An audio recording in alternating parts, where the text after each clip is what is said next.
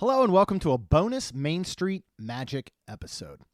Just this past weekend, we had our Main Street 16 challenge down at Walt Disney World. This was our third annual to raise money for Give Kids the World Village. One of the things from that weekend was a live stream with both Rhonda and I from the Treehouse Villa at Saratoga Springs. We were lucky enough to have two of our friends join us as guests, both Greg Gately from the FUNatics blog and Jon Self from MainStreetFoodie.com. Just for a little fun, we thought we would cut out those portions as they were our guests and put them out on the Main Street Magic podcast feed for anyone that may have missed it. So without further ado, here is our second guest from that live stream, Mr. Jon Self, himself from MainStreetFoodie.com. I hope you enjoy our full, unedited conversation. Hello, sir. Can you hear John?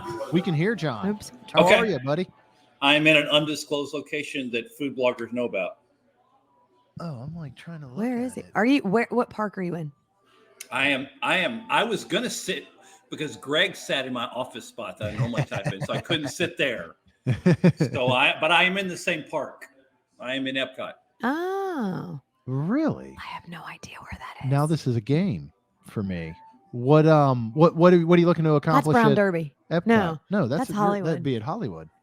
Wow. This is a place that you need to know food and you need to know quiet places or reasonably quiet places at Epcot. During the day. During the day. It's very important. This is during the day before 3 o'clock. Oh, you're Rosencrown. Ding, ding, ding, ding, ding. Yay! Yeah, good job. Well, I was trying to picture what is that what game is activities happening behind you? I can't see it well enough.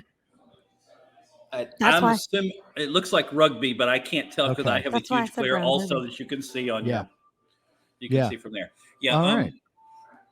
Rosencrown's indoor and outdoor area is not used until 4 o'clock each day for dinner.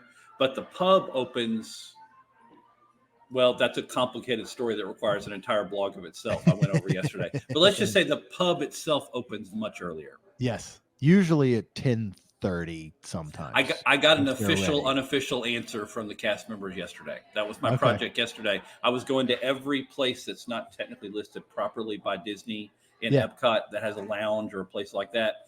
And I was confirming the times. And in all cases, the times and some of the items weren't correct. But I know you're not shocked by that. Yeah, I know. We're definitely finding that more and more. That's why you do what you do there. So what's your day look like? We were just talking to Greg about kind of the way that his day goes in general. Like today's World Pretzel Day or National Pretzel Day. Got the Pepsi sponsorship there. I smuggled in Pepsi there. I'm sorry.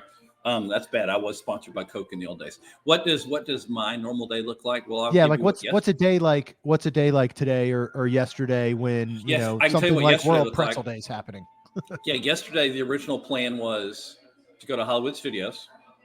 So I was going to Hollywood Studios and check out some of the breakfast things because you can only try breakfast items during breakfast time for obvious reasons. So there's a smaller window. But then as I got there, then it was, hey, there's something happening at Epcot, which ended up not happening, by the way. So be proud of me. I walked from Hollywood Studios to Epcot because I don't like dealing with the Skyliner thing in the morning. So I walked around, walked in, and then checked on that one thing that wasn't really happening. Of course, Living with the Land has kind of upgraded their lighting package a little bit. It's not as spectacular as it's being built up to be, but it is obviously different. Okay, so just to be clear, and I appreciate that they continue to work on Living with the Land, which shows us that attraction is going nowhere. Yeah, it's cool with that. It's kind of like in other places where we're thinking attractions are going to go away, but suddenly there's new merchandise for that attraction. So those things don't happen.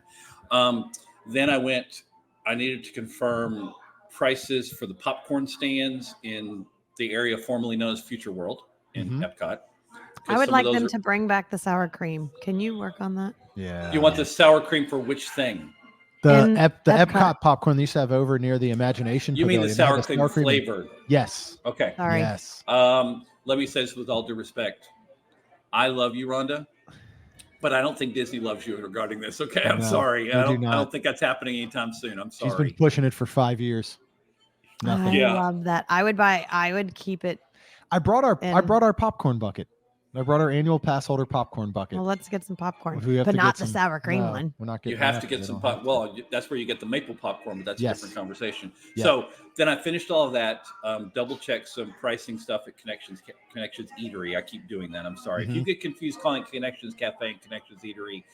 The supposedly professional food blogger does the same thing. So because cafe is Starbucks portion, eatery is eatery is the quick service. Yes, so you can go from there. Then I left that area. Then I did a quick tour to double check that La Hacienda de San Angel is still open for people to go into before they serve dinner that evening, which it is. Okay. Just like Rose and Crown is. Those are the two places on both sides of World Showcase that you can go take your festival food and go hide for a little while. Yeah. And there's this weird thing called air conditioning, which might be useful, I hear, in the future. So you might need that kind of stuff. So then I continued around. I did double check Italy because there was discrepancy on some of the prices in Italy. Took an obligatory photo of Pizza Al Taglio, of course, to send out, of course. Then I needed to confirm when I needed new photos of the funnel cake stand, confirm the price of when the Regal Eagle Smokehouse outdoor bar opens, which is different than when Regal Eagle opens, by the way. And then go to Garden House, which is in Japan, when it officially opens. And so I had to wait for all those because some things the cast members can't tell you directly because they know they're telling you something that's the opposite of what Disney says. Right. And so you have to wait. You have to wait not to get them in trouble and go, hey, what time did you open today? And often they will look very guilty because maybe they were late for their job. But after you get past that part, then you get the answer. And so I spent a lot of the day yesterday doing that. Then there was some time Disney Springs kind of doing the same kind of cross-checking. And so I spent about 2 hours. I spent from like 4 to 6 at Disney Springs cross-checking some prices. And just double-checking everything. Yeah, double-checking everything and some things that were different. Because no criticism of really quality sites that I have formally worked for. But when they tell you there's a new price out or a new change on the menu, all they're doing is scraping Disney's website. Right. And in some cases, I go to cross-check on the MainStreetFoodie.com database that we're creating. And I'm like, oh, yeah, I changed that 3 months ago. Yeah. And like, for instance, especially with certain restaurants and certain companies like in Italy, one more thing to complain about poor Italy about food. I'm sorry about this. No, don't be sorry. But I noticed at Tutto Italia and Via Napoli, the menus, there's a certain item on both menus that are different on the official website than on Disney's website. And they've been different for 3 months because I ordered them 3 months ago. Yeah. And so they're still different. It's like my famous story about the okra fries at Homecoming, that it took them 9 months to finally change on their main menu, and they've been gone that long. Well, I was going to say, what difference do you see between the third-party owned restaurants compared to the Disney owned? As far as is it just discrepancies across the board, or is there major differences between? And how does a third party, if a third party restaurant all of a sudden changes everything? Yeah, what does that look like on Disney's side? Because I always get confused because, now I just know to text you and ask you. But in the past, which he does, by the way. Yeah, well, but you can go to some of these. You can go, all right, I want to look up, for example, Haleo, right? We went yesterday. You said, I want to look up the menu for Haleo. And you Google Haleo Disney Springs, and then it brings up not only the actual site that is for Haleo, that is run by the Jose Andres and that whole company and everything. And then you have the Disney's portion. So it's like, all right, which one do I go to? The Disney Springs one, which is and also then the Disney slightly Springs different. They've got 3. Yeah, they often have 3. So like, if you are planning your vacation and you're all right, let's talk about Disney Springs then, because they have 3 websites and menus for all of those. What is somebody's best bet if they're looking at doing some planning, whether it's hours, whether it's menu items? I mean, obviously it's going to be going to MainStreetFoodie.com once everything officially launches. But like, what dining tips do you have for that for people that are planning ahead? As a general rule, it's better to go to the third-party site, but I have noticed, especially in the last month, because that was my go-to, that third-party sites, because it's on Disney property, are not updating either. Oh, okay. So that's not as easy as it used to be. Not as simple as, hey, I'll just go check Patina Group, because Patina Group has a huge partnership with Walt Disney World. The Patina Group restaurant's website, and it won't be right either. Yeah. And so I don't have a great answer to that one, but the general rule is you're going to get more correct answers from the third-party websites than you are. But like my frustration, I think I texted you when I was there. I went to Topolino's for dinner one night, and there was a new menu item. Can't remember what it was. It's a short rib pasta with a handkerchief pasta around it, appetizer. I can't remember what it's called. I apologize, everyone. But I didn't see that on the online menu. And this is Disney owned. Yeah.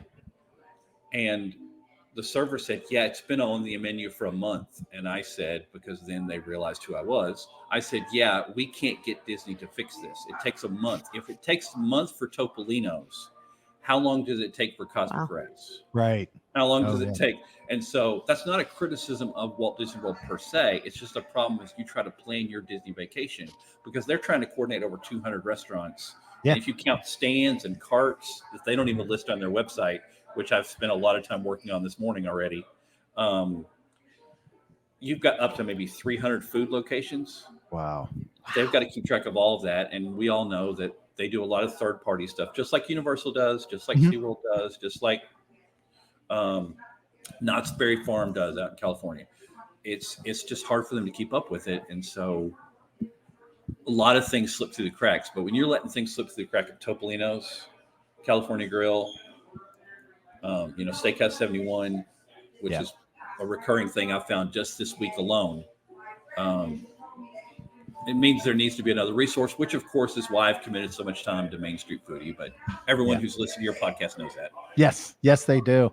What's the latest in food or things that people have to look forward to? Or is there any topics that are things that are happening right now in the food world as far as Disney goes? Okay, this is where I say, because I only listened to part of it because I was working. The food blogger, it hurt the food blogger's heart listening to you and Greg talk about National Pretzel Day, by the way. I just want to let you know that. For those of you, if you're on site at the moment, after 3:00 today, you should be able to get a free pretzel at Wetzel's Pretzels at Disney Springs. Okay. And if you're a reward member at CityWorks, you should be able to get $5 off this pretzel appetizer at CityWorks. Those are two that come off the top of my head right at this moment. Okay. If you're at Universal, you should be able to, I don't know, maybe you can do the Auntie Anne's. I'm not sure. Yeah. Their third-party system's a little different, so I apologize for that. Right now, we're all just waiting to see if a stand and if an official food stand goes in for Tiana's Bayou Adventure. Yeah. Because it looks like there might be space for it, but we can't tell. Okay. And wouldn't it be great if we got real beignets instead of croissants? We got something that was kind of, not that the ones in Port Orleans Riverside are the best beignets in the world, but they're good. And they're beignets. Yes. They're not disguised croissants. Yep. Tasty croissants, but cinnamon covered tasty croissants. If you don't know this conversation, when I always get it wrong, Golden Oak. Yeah, Golden Oak Outpost. Yep. Thank you, Golden Oak Outpost, where they used to. Sorry, I'm still bitter because there's not French fries there. Golden Oak Outpost. They had Tiana's beignets for 2 months until 1900 Park Fair opened, so they could come up with the bread pudding at 1900 Park Fair. Yeah, you're right. Yeah, good call there, FUNatics blog. Cronuts, but not beignets. So that's kind of a big issue. But they're good. I mean, they're good, but I want beignets, and so that's kind of the struggle. And Disney knows how to do it, so they know how to do them. Right. But this is the great conversation. Now we're going to sidetrack into a real answer to Jeremy's question. The foodies, those of us who are just covering food now, which I am almost exclusively food. I'm probably spending 4% of my time on anything besides food in the theme park world.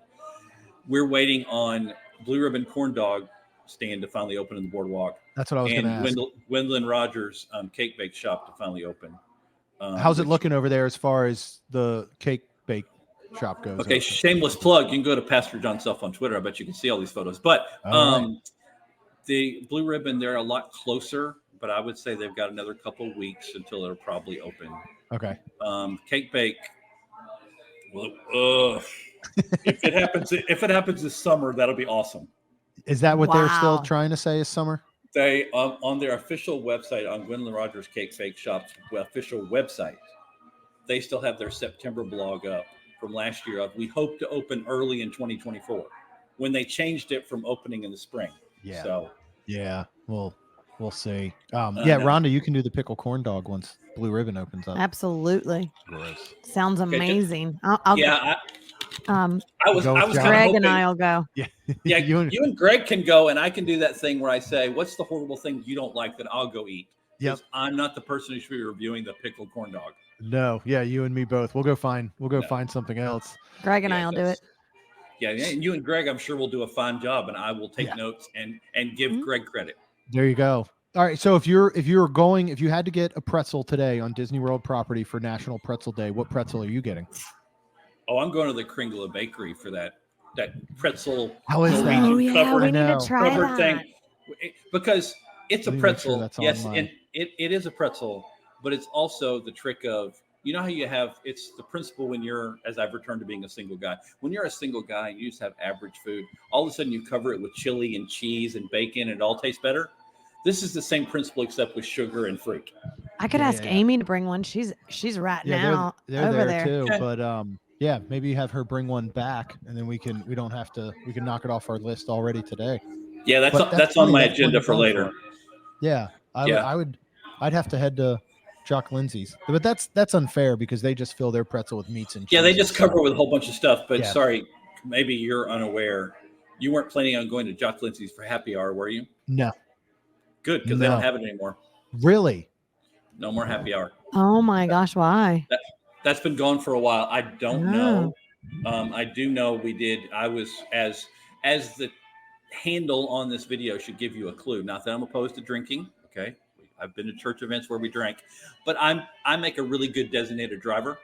I've been on a couple of happy hour tours with YouTubers, so we have had every single happy hour in Disney Springs, which will take you a while, by the way. Oh, I bet. There's some good ones there. A lot of them have added food, so you got to have all the food too, which of course was so hard for me.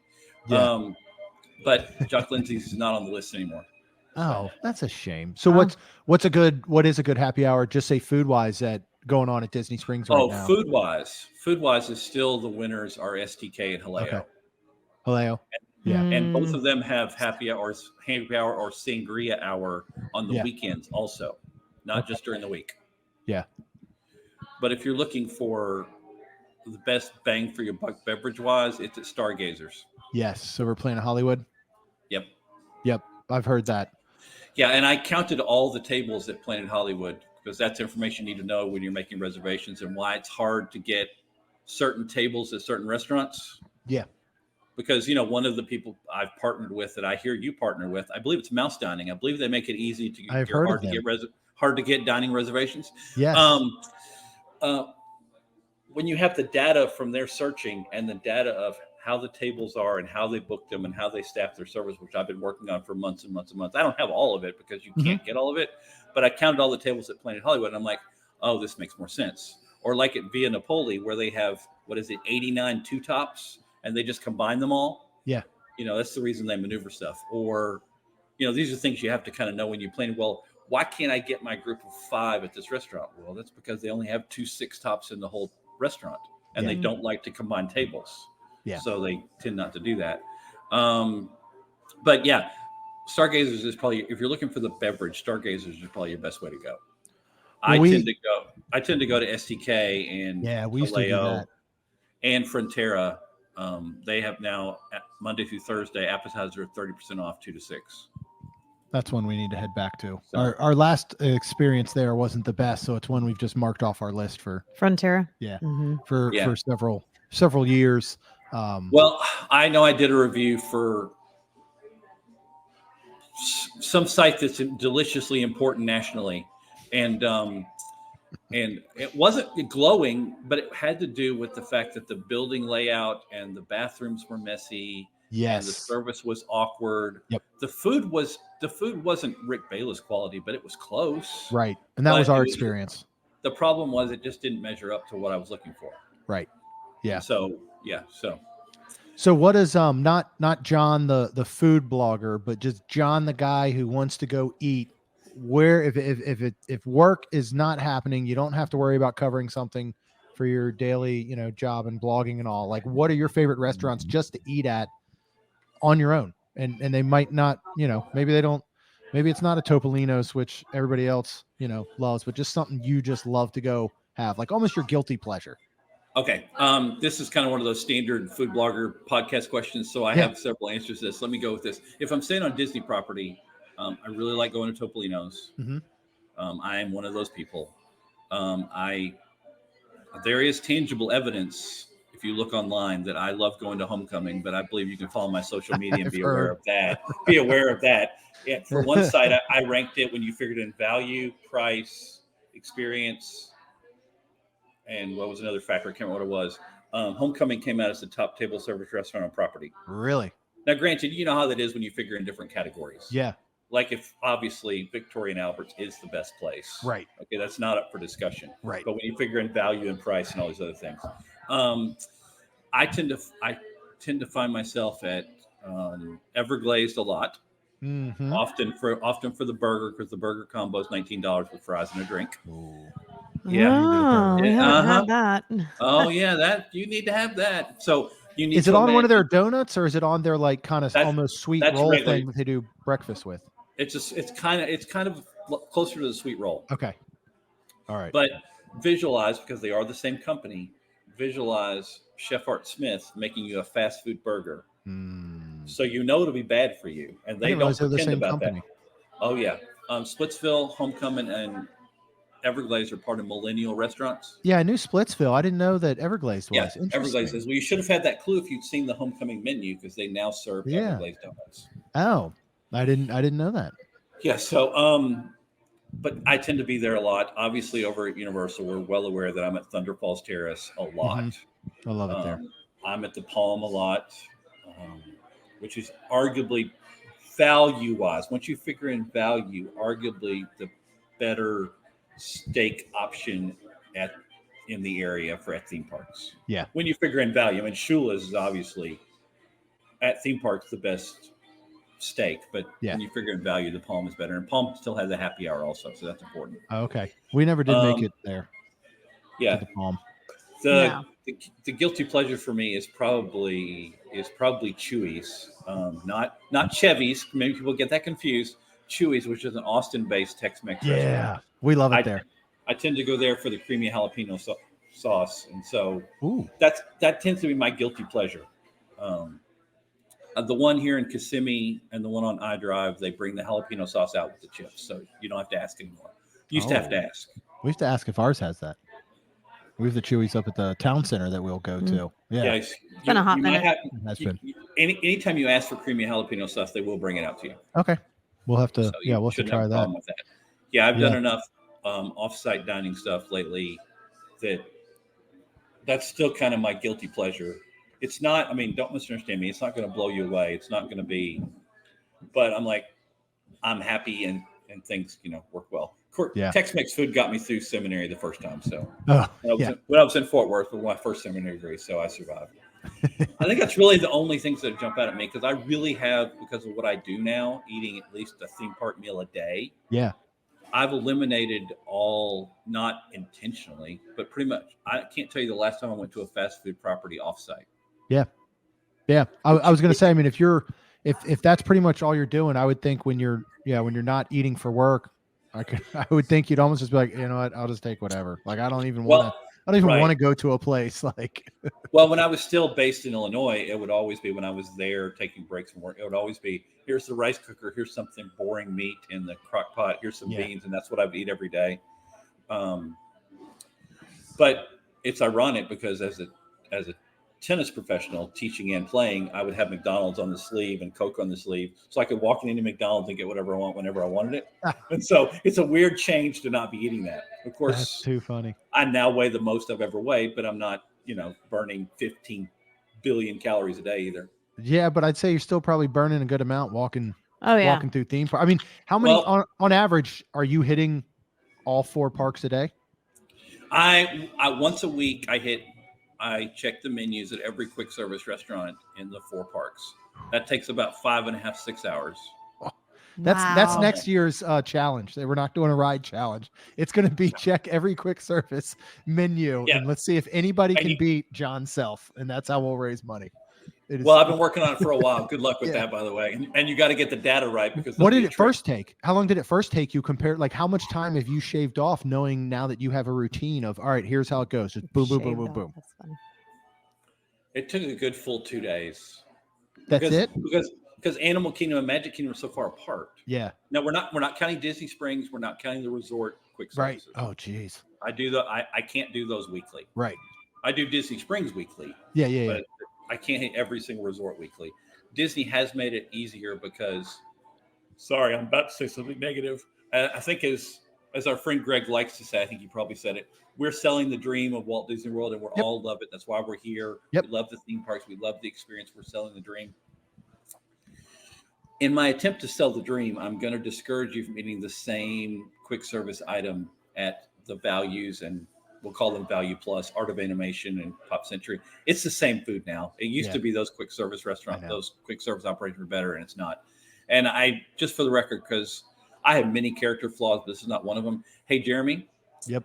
I talked about you with Rhonda the other day, and the pizza at Pop Century is not good. I'm sorry.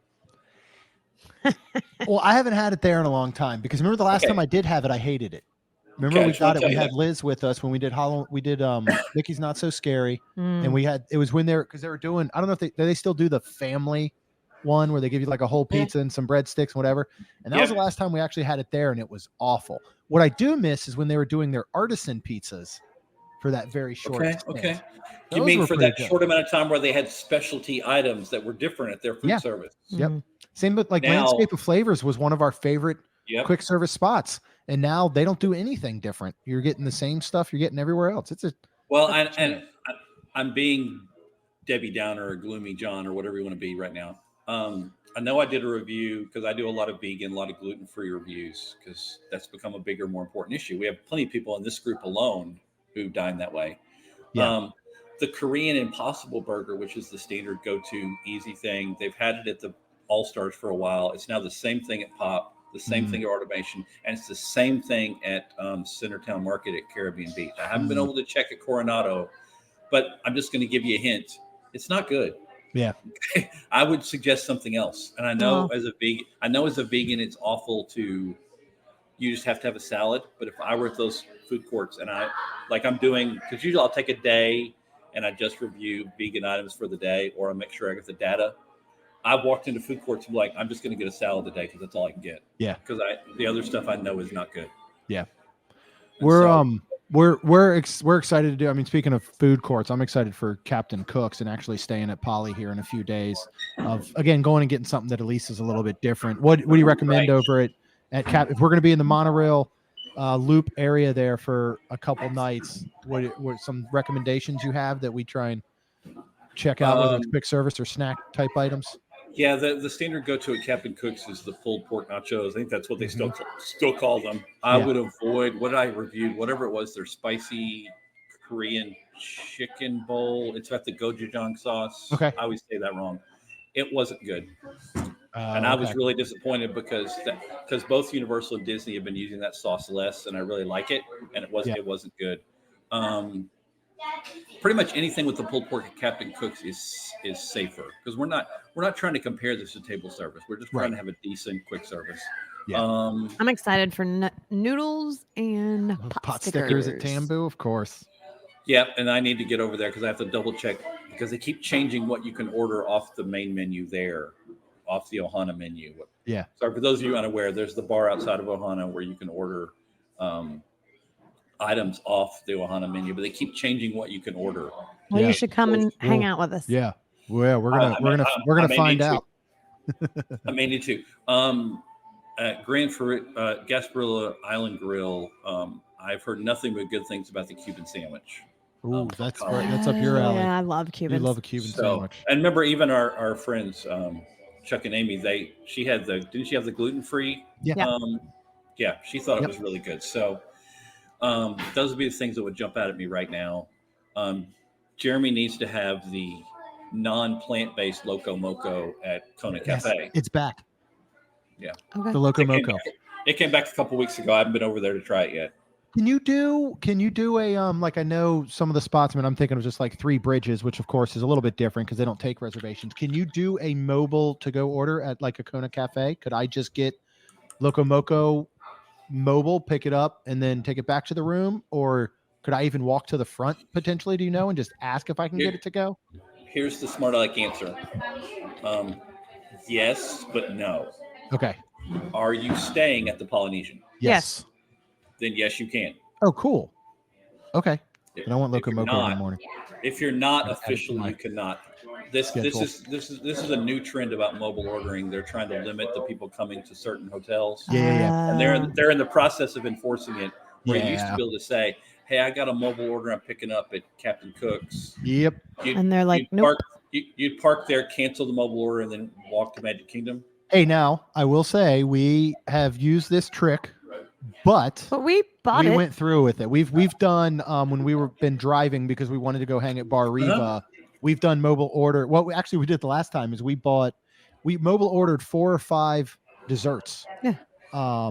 And we got them. And then we went and actually got the desserts, so we were able to park because we said we're picking up a mobile order. We parked, we got the desserts, and then we took them down to our cast member friends and gave them all out at Bar Riva. But then we sat there for a little bit and then left. But yeah, and I know, I mean, they're cracking down so hard over it, like Poly and Grand Flow just in general. I mean, you can almost, I've heard people having issues getting on property who are staying there.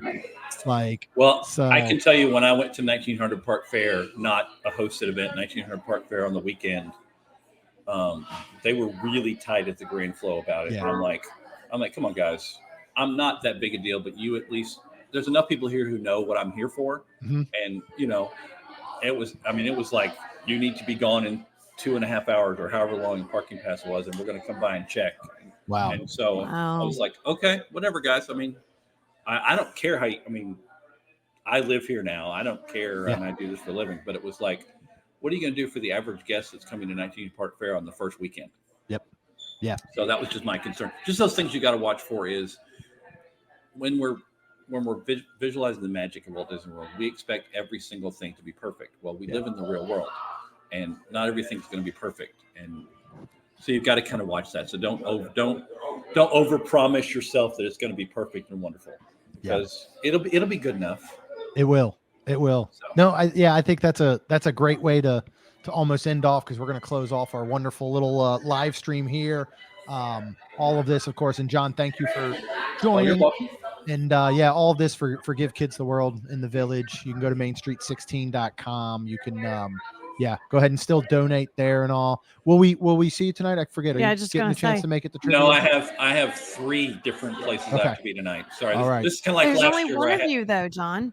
How are you going to be at 3 places at once? I am aware of that. Hopefully Greg is still listening, because he gets this when you're like, how am I supposed to cover things at 3 places all at the same time? Yeah. And when you're trying to be fiscally responsible, that can be tough. But that was like last year for this event. There was 2 events that happened, and then I had the opening week on Mardi Gras at Universal, and then the 7 Seas media event at SeaWorld. As a foodie, I had to be at both of those, so I had no choice. Yeah. So. Well, we appreciate everything you do in the food world, because you are definitely our go-to source. And we'll see you Saturday though. Yeah, we'll see you around. Oh God, that is tomorrow already. I'm going to be so lost with days. So tomorrow we'll be running around. We'll be running around parks. So I have some media responsibilities tomorrow, and then I'm going to dine at Be Our Guest, which wasn't my choice. I'm interested. I had that pop up for, speaking of our Father's Day weekend. There were lots of Be Our Guest reservations for all meals, and we have not been there in. I mean, we haven't been there since they turned it into even prefix lunch and all. I haven't been there since before COVID. I had the quick service version. Well, we're excited to hear what you think of it, because maybe that's something that we change up. If John recommends, we go. Mm-hmm. After this, we'll go Father's Day weekend. All the pressure. All the pressure. If only it worked this way when I stood behind the pulpit. Okay, that's all I need to know. Okay. Everybody listens to you now. Everybody listens to me now instead of falling asleep during my sermon. Okay. But yeah, I mean, there's a reason why Walt Disney World is wonderful, and the dining here, there's things you just can't even get. But the issue is, there's also options if you haven't done some research and consulted blogs and resources, and obviously what Main Street Foodie is putting together, because the owner and creator of Main Street Foodie wants it to be really, really user-friendly and precise. And if I could show you the messages that I'm looking at, I'm going to get in trouble for this. The messages I'm looking at between owner and developer, and I'm just the person who said, hey, I added this pretzel stand today. I hope you're doing well, to the database. I'm just that person. Wants it to be just perfect, because it can be frustrating trying to figure out, do I get a discount? Do I not get a discount? Yep. What discount do I get? Did the cast member tell me the right discount? Because that's something I'm tracking down at the moment. If you're a DVC person or Disney Visa and annual pass holder, sometimes those discounts are different. Yeah. And the cast members don't know that because they're just used to the standard 10 or the standard 20. Right. They're different, and some of them are higher. It depends on which one you give them. Okay. And so I'm trying to track that down, because that data it's lost in the Disney IT world somewhere. And trying to get that information is so hard. And I'm struggling with it more than I can even describe. I mean, I'd rather explain to you, which I'm very good at, the problem of good and evil in the world, than to try to find this information. Okay. That's pretty funny that's the easier thing to do. I would much rather cover theodicy and, all those things I wrote a project, because I still write in the faith-based world. I wrote a project a couple months ago about explaining the issue of good and evil from an Asian culture perspective. I would rather write that again than find this information. So my point is, if you're frustrated trying to figure out where you get a discount and how you do it and how you book the reservation, and why can't my group of 5 get a reservation? By the way, if you have a group of 5, book a reservation at BOMA. They do a lot of tables of seatings of 5, not 6, 5. If you've been there and you walked in and seen the tables, this will make sense. Yeah. They have those different shaped tables. That's right. They do. That does make sense. They do a lot. Okay. They do a lot of 5s. Yeah. 5 is tricky because you can't sit at a 4-top. Right. So if they don't have, they won't add a chair. No, because of the walkways. Yeah, you have to be able to get through with all your food. Yeah. So I don't know where I went with that one, but those kind of things is you got to have enough data to figure out what to do. Yeah. And my problem is I could pull up on my computer right now and look at the data, and I'm like, okay, I can't even tell you what to do. Yeah. Like how do you book Cinderella's Royal Table for a Saturday during Christmas week? Well, God help you, please sign up for mousedining.com and you will have your best shot. But it's tricky to tell you, should you book a 4? Should you book a 3? Because those are I cannot tell you how I know this, but they book them differently for Cinderella's Royal Table. Okay. You would think a 3 and a 4 would get booked the same way. They're not. Interesting. So this is the kind of data I'm trying to get together that I don't think I'm ever going to get together. That's why the puzzle is really difficult. Yeah. Whereas plus I'm sitting here at Rose and Crown, and I know from counting the tables in Rose and Crown that they use a whole bunch of 2-tops. So it's very simple just to move stuff around. The trick at Rose and Crown is you don't want to get set outside, because they'll sit you at some of the outside tables. If it does start raining, you're not covered. Mm-hmm. That's right. Not all of them are covered at Rose and Crown. So you got to kind of watch that. Yeah. Oh, I remember that. Man. Yeah. Well, it's always such a joy chatting with you and learning. I'm just fascinated with the food world. So and with what you do on a daily basis. You know why you're fascinated by it? Because you don't have to live it 24 hours a day. That's why I love it. So, let me express this. Okay. Yeah. Trust me. In my world, I need these. Yeah, a lot. I bet. A lot of those. Yeah. Yeah. Well, Jon, thank you for joining us. We appreciate it. We'll see you around, I'm sure, sometime tomorrow. We'll catch you in the parks. There's always a Jon. I'll be running around, and as always, everyone, they're raising money for Give Kids the World. This is a wonderful place that if you were a part of the VIP tour, you've been on media tours where you've toured the campus. It's an amazing campus where they have the opportunity to help kids that, I think I've written many, many times, Google Jon Self, Give Kids the World, that this is a place where kids get told yes, that rarely get told yes. It's always, you can't do that. You can't go to the pool. You can't go here. You can't go there. We're afraid for you. We're trying to be safe for you. Be a good parent. Imagine being a parent for a week that you've told your kid no for 10 years, and at least for 1 week, it's yes. Like we talked about last year. Yes. You can have ice cream for breakfast. Yes. Yes. Yes, you can take your wheelchair and you can take it into the pool area and you can enjoy a pool, even though you're never allowed out of your wheelchair normally. You get to enjoy a pool just like everybody else. They have That's that amazing. there. Yeah. So it is amazing. Sorry, I think I switched into my former vocation there for a second. No, I love it. Okay. Because that's what, that's what all this is about. I mean, we have a lot of fun chatting with Greg and chatting with you and learning things Disney and all, but ultimately this entire weekend is about Give Kids the World and raising as much money as possible. And you've been a big part these past 3 years as well, helping us out. So we always appreciate that. And we know that we will be in touch and see you very, very soon. So we're excited as well. All right, John, thank you. Enjoy the rest of your day and running around. One last thing, it's really good to come on Main Street Magic and actually see Rhonda, because usually I'm the replacement for Rhonda, so it's much nicer to see you. Okay. Yep.